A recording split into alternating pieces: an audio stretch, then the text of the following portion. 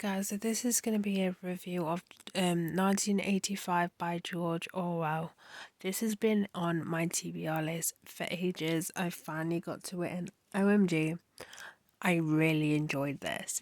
If you're a fan of political fiction, this is definitely one. It does hit the realms of like conspiracy, because I will say something. A lot of people who have read this says that, oh, this is the what's happening in the real world, and it's like we're not even close, girl. We are not even close. Like, how far are you down the conspiracy rabbit hole? Because what happens in this book, it's so far away from what's happening now. I get the sort of ideology maybe that people are thinking, but it would never happen. It's a story that's so far-fetched it just wouldn't happen. Maybe the same, maybe it's just the whole idea of one government like governing everything and telling you what to do and stuff like that. Maybe that's what people are thinking, but if you go deeper, the things that happen in this book, no.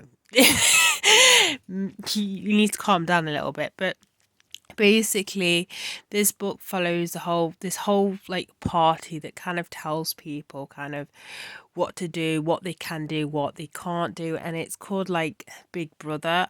What's so weird about the situation is they kind of worship this thing called Brother, which is weird in a way, which maybe it has the whole kind of ideology and symbolism when it comes to like religion. But yeah. So there's certain things that you can't do, and one of them is form relationships. So the character in the story called Winston, who works for the party in one part called, so there's like four, I don't want to give too much away, but there's like four different sections of this party.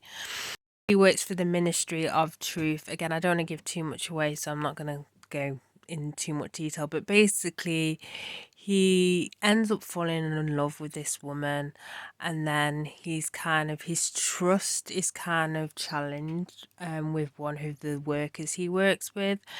And overall, as I said, I don't want to give there's so much you can give too much away when explaining this story, but it goes into so much detail of how party runs everything, and how like history keeps like being re-recorded and everything.